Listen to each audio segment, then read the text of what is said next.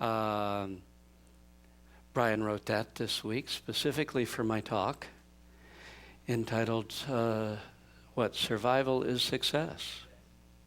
Of course, I'm not talking on that. We forgot to tell him. Somehow he didn't get the message. But I decided that a song with the theme of survival is success is perfect for my birthday.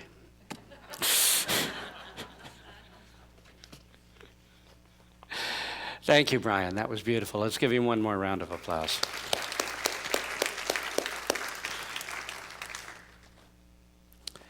Recharge. Well, before we do that, I got to talk about Colorado, right? I just spent 2 weeks in Colorado. Met my sister out there, but of course I went out early. It was one of those, it always is. There were things that were fun and things that were work and things that were hard. Isn't that the way it always is on any vacation? Was it Tinker threatening to call hers the road trip from hell? I flew in and rented a car this time. This wasting a week going back and forth is just ridiculous. So flew in, rented a nice car.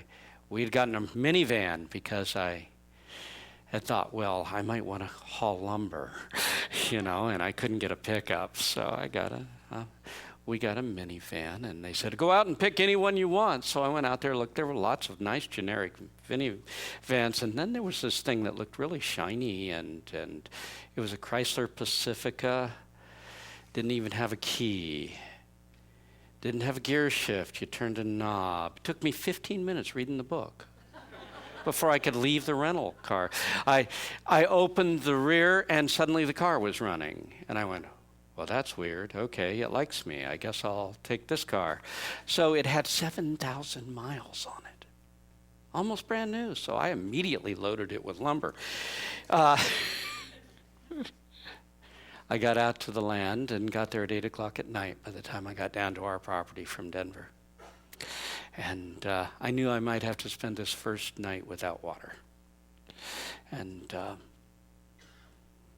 instead, for the first time in 40 years, I arrived on the property and the plumbing required no repairs. I think I have it under control. I put in enough drains last year to finish up the last part. And you came up with it this time. That's wonderful.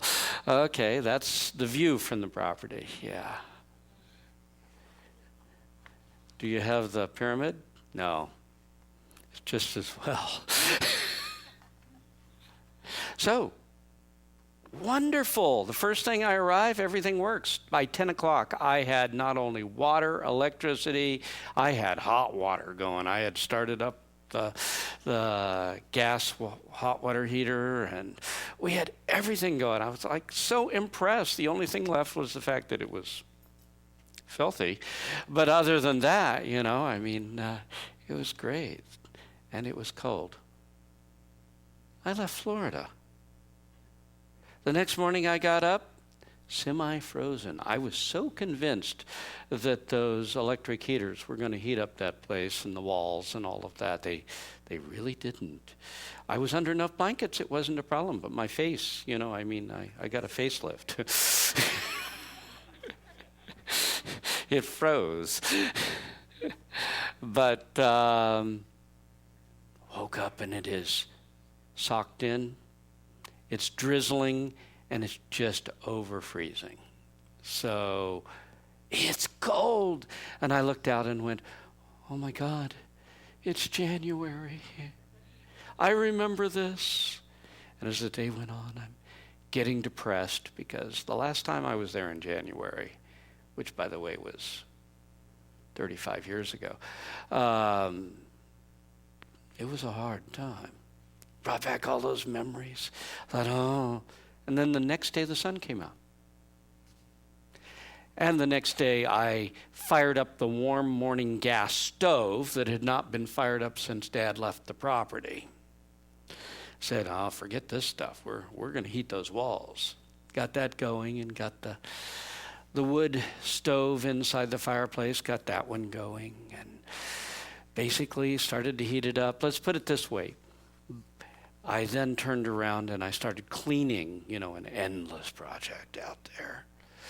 But by the time my sister got there, it was heaven on earth. It was, the walls were warm, the sun was out, and it was only dirty, not filthy.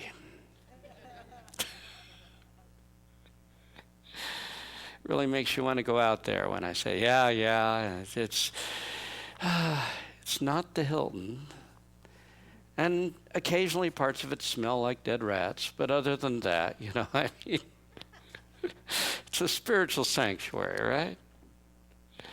My sister arrived, picked her up, brought her down. She had 2 grandkids.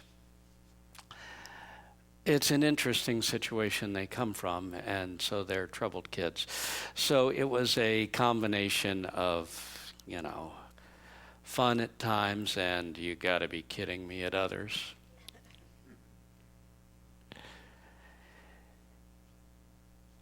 It's worth knowing. 4 or 5 days ago, I was driving up East Spanish Peak I drive up Pikes Peak in Colorado Springs, or outside of it. Drove it up to the top in a snow and ice storm just a few days ago.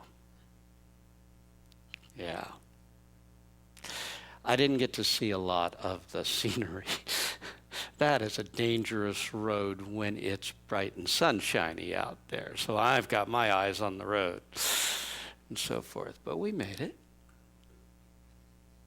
Went to the museum the Museum of Nature and Science is something I went to as a kid. And it's still a wonderful experience. We took the grandkids there. So, I don't know of any vacation that's not a mixed bag. There's good stuff, there's hard stuff. But it's interesting. Every time I go to Colorado, in spite of the fact that it's mostly work, the grandkids are going to go home, and what they're going to say is, we went to Colorado and we got to dig a hole. We're a little worried about social services, but still. And for me, it generally is a lot of work when I'm out there, but work's how I have fun, how you experience your spirituality. You chop wood and carry water, right? There's plenty of that out there. But what's intriguing is, whenever I go to Colorado, I always come home spiritually renewed. I always come home recharged. That's what we're going to talk about today. These recharge experiences. For me, it's when I go to Colorado, everything's different. It is a different world. And this is why we go on vacation. No matter what you do with it, it is not life as usual. It's not normal. You do something else. You go on vacation, well, even if you stay home. And because of the newness, you've got to pay attention. Isn't that the problem with life? It seems the purpose of the world is to lull us to sleep, to where we're so caught in the drama, we don't feel God's presence. We don't even notice the beauty. We don't notice the glory of life. The world is constantly lulling us. And anytime we can do something that causes us, that actually requires that we become more aware, we pay more attention to everything we're doing, because we can't depend on autopilot like we normally can. Every time we do that, more awareness connects us again. We reconnect with Source. So, here is the theme of today's lesson. Life is like a cell phone. I know you can't wait to hear this one, right? Life is like a cell phone. It has to be recharged on a regular basis to keep it in optimum working order. We need to recharge. We need to reconnect with Source. We need to connect and recharge our spiritual batteries, or else we run down. Things don't start working as well. How do you recharge? You recharge by going on vacation, the newness of life, and disconnecting from the drama.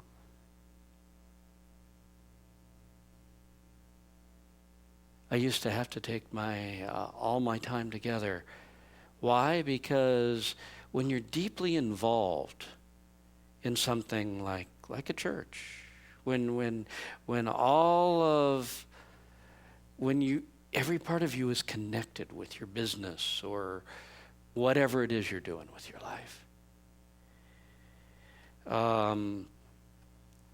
it takes a while to disconnect. And I'd often be 2 weeks out before I really felt like I was free, like I disconnected from that, from all the drama back home.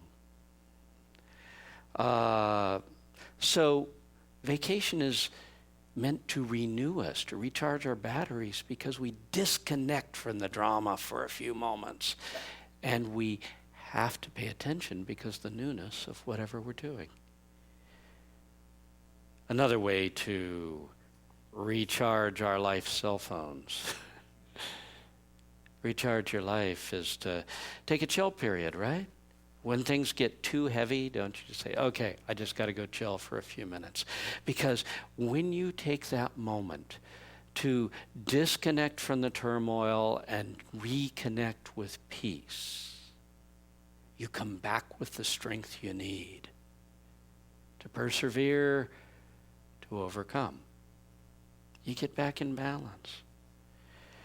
Many people say they recharge through recreation. Wonderful. Well, I'll play a game, have fun, move around. Why? Because if you can reconnect with joy, that's a spiritual quality. That's part of your soul. That's part of who you are underneath this drama. You connect with joy, and it recharges your spiritual batteries. Some people walk through nature, that walk around the lake or whatever, because suddenly you remember beauty, something we ignore so much of our lives. We look around, we're interested in winning, not in just seeing the beauty. I've got to do this. I've got to fulfill that responsibility. I've got to and sometimes we just need that moment to forget about all of that and walk through nature and remember it's beautiful. To just dwell on the beauty. You're connecting. You're reconnecting with your spiritual source. And of course, the last one I'm going to mention is some people recharge by taking a nap. And that doesn't sound spiritual. But in the end it is. You're actually choosing and saying, okay, I'm going to take a moment and just let go of this whole drama. Letting go for a few moments. You don't have to worry. It'll be there when you come back. But letting go for a few moments, it so recharges you. When you let go, you reconnect. Now, we need these reconnection experiences so that we can stay in balance. Ever feel like you're a little out of balance?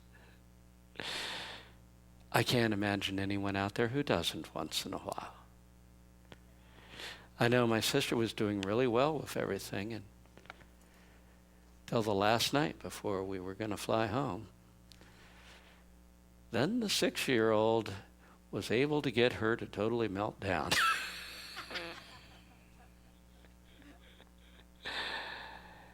And she just needed to chill for a while.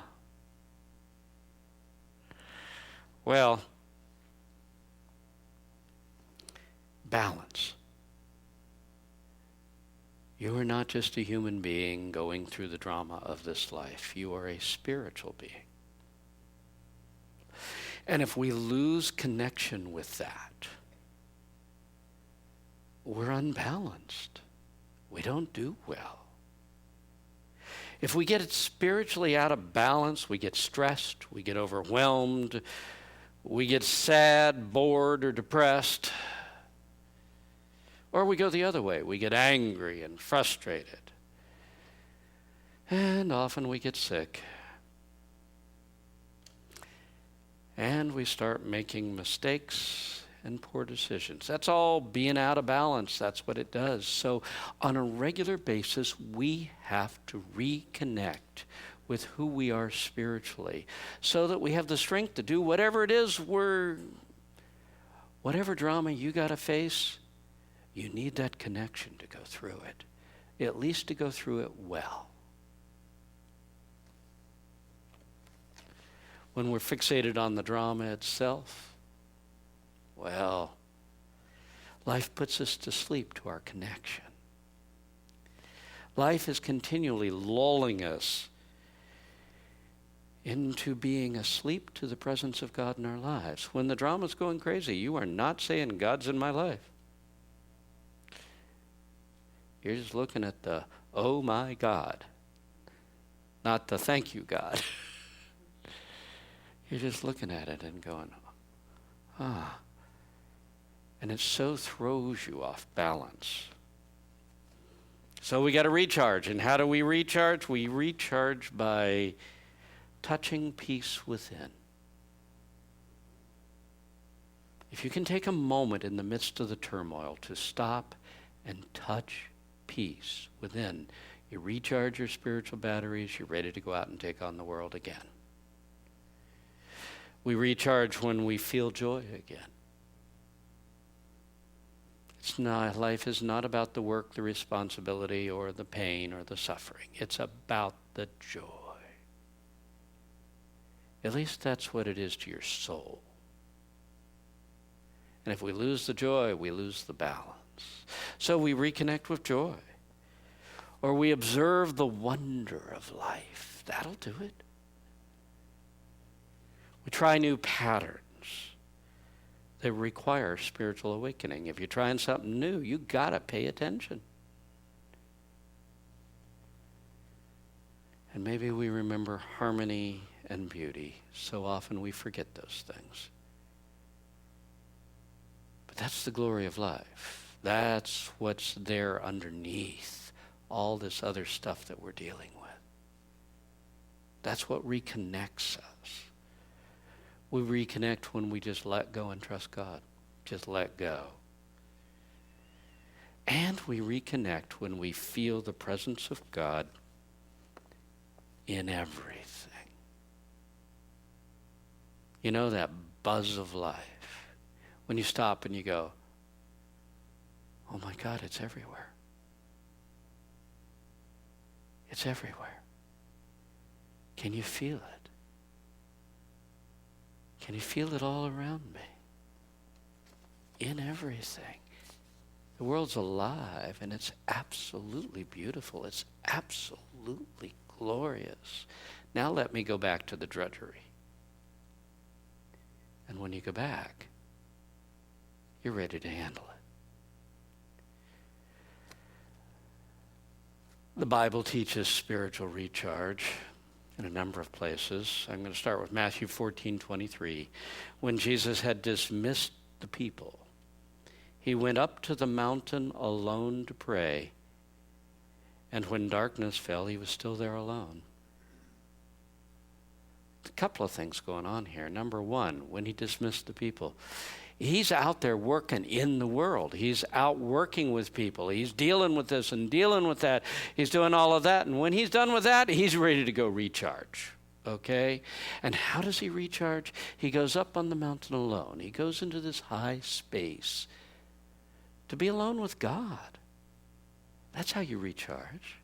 You have those moments in which you're alone with God. And that's not lonely. You're alone with God. Notice he was still there when darkness came. He decided he was going to stay a while. Sometimes we need to spend a little bit of time, just me and God. just sitting there, feeling peace, not doing anything. Just feeling the peace, feeling the beauty. There's plenty of time for doing. We'll do that when I'm done with my time that's dedicated to God, which is what we pick up with in Exodus 20, 8 through 10. Remember the Sabbath day to keep it holy. 6 days shall you labor and do all your work, but the seventh day is a Sabbath to the Lord your God. The idea of regular spiritual retreat was built right in to the Jewish way of life. It was the idea that, yeah, you're going to spend 6/7 of your time out there working your tail off and dealing with the drama and doing what you've got. But on a weekly basis, they wanted you to dedicate some serious time to God. I'm going to dedicate some time to just being a spiritual being, to balancing my life out. But a Sabbath doesn't have to be on Sunday, or any Bible scholar will tell you, I'm sorry, it was actually Saturday. A Sabbath is that time that you take to dedicate to God. Whether it's a few moments once a day or a few days once a year or one day a week. For some of you, it's coming on Sunday, right? This is the time you dedicate to you and God. And your experience is dependent upon that dedication, upon the idea that I am committed to giving this time to me and God.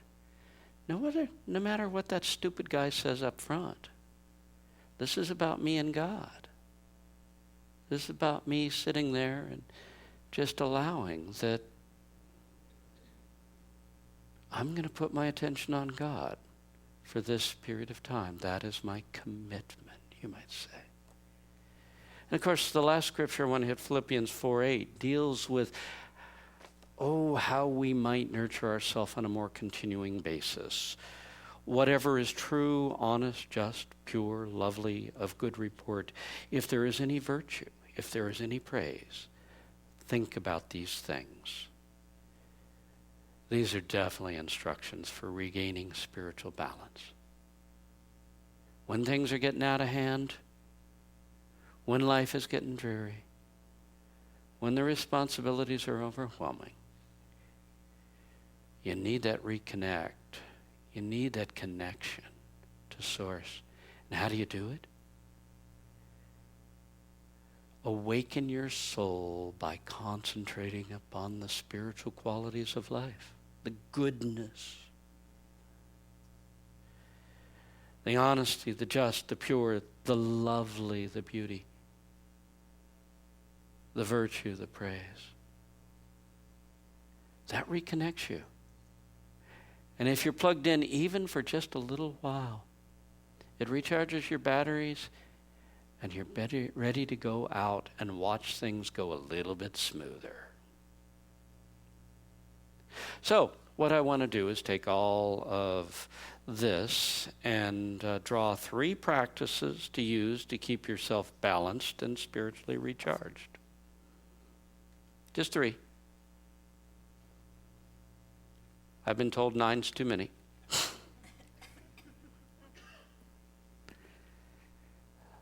Though I must confess I have categories under each of them. The first is daily meditation. Daily meditation. This is your time to recharge. You know, there's a saying within Unity that goes, if you don't have time to meditate, you don't have time not to meditate.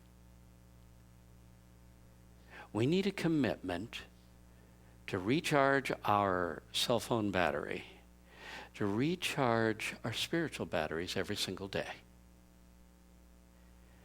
Those few moments, and I don't care whether it's 5 minutes, 15 minutes, 20 minutes, or an hour, though you're getting really serious on that hour stuff. Though I knew somebody who meditated an hour in the morning and an hour in the evening, and the results he started getting out of life were just phenomenal. Unbelievable. But let's say we're doing 5 minutes. 10. That's your commitment to be in that, to concentrate upon the spiritual qualities, to concentrate on something for just a few moments. And you say, okay, but what is my best meditation? Okay, I'm going to give it to you real simple. Doesn't matter whether you're good at it or not. Spend 5 minutes finding peace within. Nothing else, just do that. And you will be amazed at how it recharges you. It makes you capable of flying through the things you've got to do that day. Peace within. The world around us is full of turmoil, constantly trying to tell us it's a real mess. But you can kind of, remember, disconnect from the drama for a few moments and turn inside and just feel peaceful. We talk about going from doing to being. Be at peace. You say, well, what do I do when I'm in there? Nothing. Nothing? Yeah, I just want you to be at peace. Now, can you go on and do all kinds of wonderful things with your meditation? Absolutely. No problem. But start by finding peace. Because if you found peace, you're connected. It's in here. All the world can be a mess. You can leave it outside and go inside and just for a moment feel at peace. Don't worry about your responsibilities. They will still be there. But when you come out, maybe you can handle them. That's the difference. So we need to make a commitment that at least once a day, for whatever time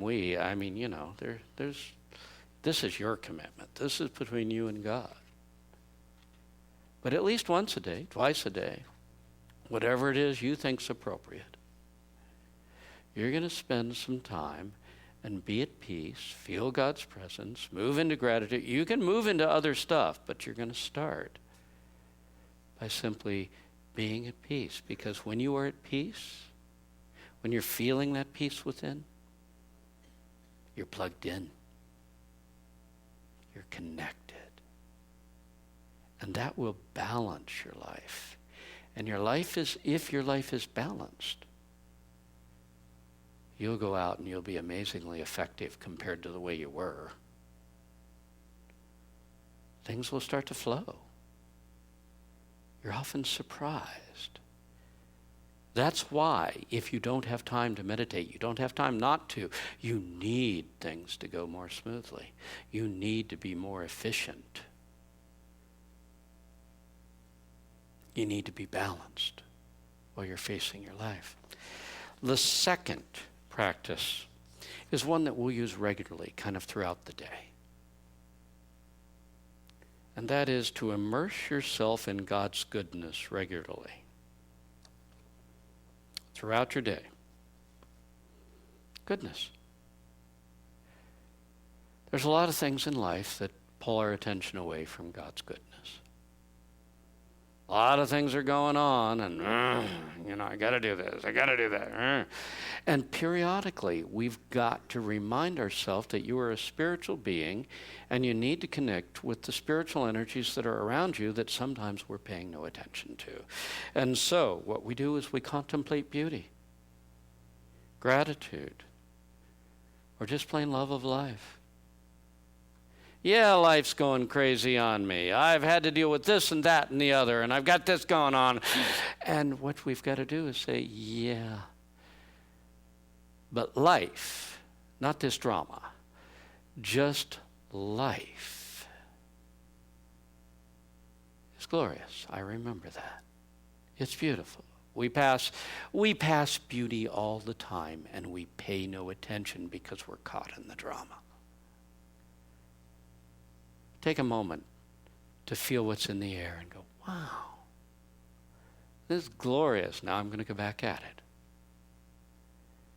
To feel the beauty of the trees. Or to actually notice that flower garden that you drove by. Or when you're walking through a bunch of people, take just a moment to stop and look into everyone's eyes. Don't stop them. Let them walk by. But to connect with each one's eyes and realize how unique each one is. How glorious it is that these unique beings are filling the world. Just take a few moments to do that, and it gets you back on track. It gets you back in balance. Beauty, knowing the glory of life, gratitude. Oh, I forgot. I'm really grateful. I haven't been lately. But I am, underneath all this other stuff, yeah, I'm grateful. We grudgingly admit gratitude. But even that's helpful. Take a moment to say, I'm grateful. To feel the love of life and then go back at the battle of life. So, that's what you're going to do throughout the day. There's one last practice, and that is to establish times of spiritual retreat. This is what the Sabbath was all about. Spiritual retreat. An extended time that I'm going to spend God and I. Now, you spend a few moments, I get it, in your meditation. But sometimes that's not enough. Sometimes the stress builds up, and we need to spend an extended time. That's why in the Jewish culture they said, okay, you're going to take one day a week, and you're not going to do any of the drama. You're going to dedicate it to God. And if things have gone wrong and there's a real mess that needs to be fielded, you're going to disconnect from that until the next day. Now, I'm not really talking Sabbath here. I'm talking retreat. And if you want to do it once a week, this can be your retreat. Coming here for an hour or two and dedicating this to God. Or it can be that vacation where you get away from everything for a while. Or you can go on a 2 or 3 day retreat or a week retreat or whatever. I like to warn people, retreat is sometimes harder than you think. This is time you are dedicating to you and God. And we're so used to the drama that when it's gone for very long, we start to miss it. Years ago, and it had to have been a number of years ago, because I still owned my house in Fort Pierce at that time, and it was in between renters, and a woman came to me in the congregation and said, I really need to get away. I need to do a retreat, for an extended period, so can I use your house? And I thought, well, my house is not exactly it's not on the ocean, I'll tell you that. But yeah, it's private. So it's empty too, so you better take a few things, But anyway, she went, and I tried to give her a little coaching on it and saying, okay, how long are you going for? She says, I'm going for 3 days, maybe 4, maybe a week, I don't know, but at least 3 days, And I said, okay. You're going to hit some stumbling blocks there. I want you to know what you're up against. And she said, no, I'll be fine. And she called to check in with me the next morning. She got there a Friday evening. She called the next morning and said, it's so wonderful, I'm done. I said, no, you're not. I said, are you bored? Well, yeah. I said, then you're not done. She said, no, I'm coming home. I meditated, and now I feel like I'm done. No, that's called boredom. And the real connection that you're after with retreat comes after you get past the boredom. Well, she came home. But I can tell you, when you let go of the drama and you let go of it for an extended period of time, life starts to feel boring. But if you've truly dedicated whatever time it is, whether it's an hour, 2 hours, 4 hours, a day, 3 days, or a week, if you dedicated that period of time to God, boredom is not experiencing God. So you need to go back in until you really can experience God and be content with that. Because once you are content with the presence of God and not the excitement of the drama, you're ready to face the drama and prevail. That's the way it works. You're connected. So I've given you 3 things. Number 1, meditate daily in the morning, or evening, or both. And make a commitment to daily reconnect with your spiritual being. Immerse yourself throughout the day by having little moments in which you remind yourself of the beauty, the glory of life around you, and in you, and in the people around you. And just, when things get heavy, take a moment to look and see what beauty is actually there. Then go right back to it. It doesn't take long. And the third one is that we need to make a commitment to extended periods of time, whether it's an hour or, like I said, a day, a morning, 3 days or a week, whatever it is you feel you need. Make that commitment to Sabbath. That's God and I.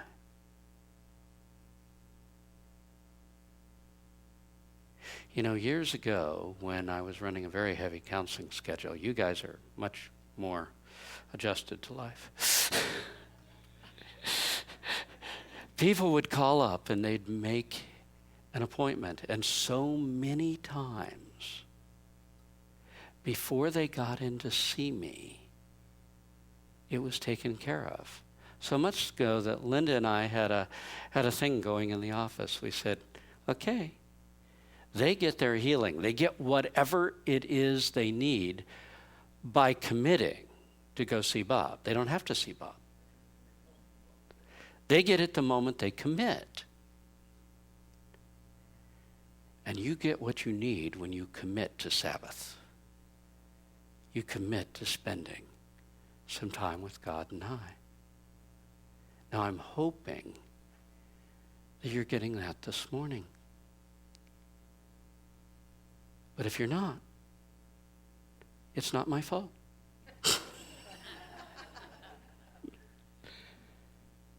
It's your commitment. No matter what is stupidly said up here. It's your commitment that this time is between you and God. So that's what we're going to do. We're going to close with that. Let's take a few moments to recharge.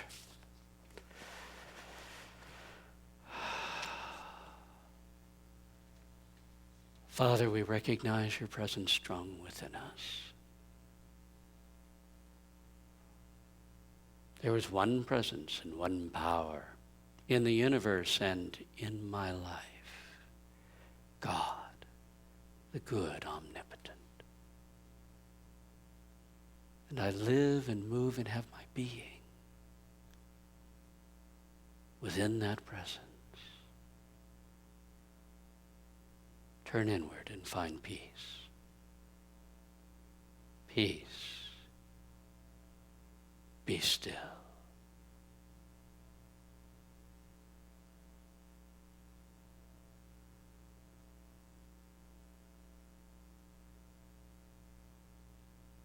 And in the peace, move on to the love of life. Realize the beauty of this summer season.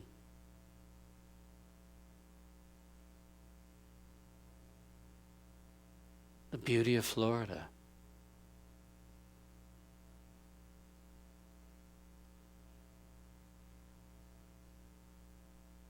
The beauty of the people who do not even know how beautiful they are.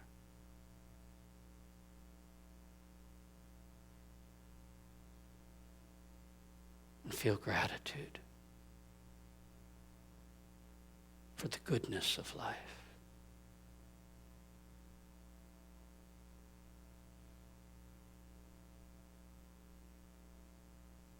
Feel the presence of God within you. It's just God and I in here.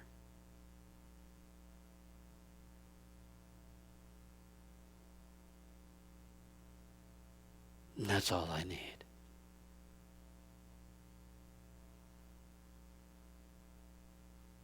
So with this strength that comes from this connection within, turn your sights once again outward.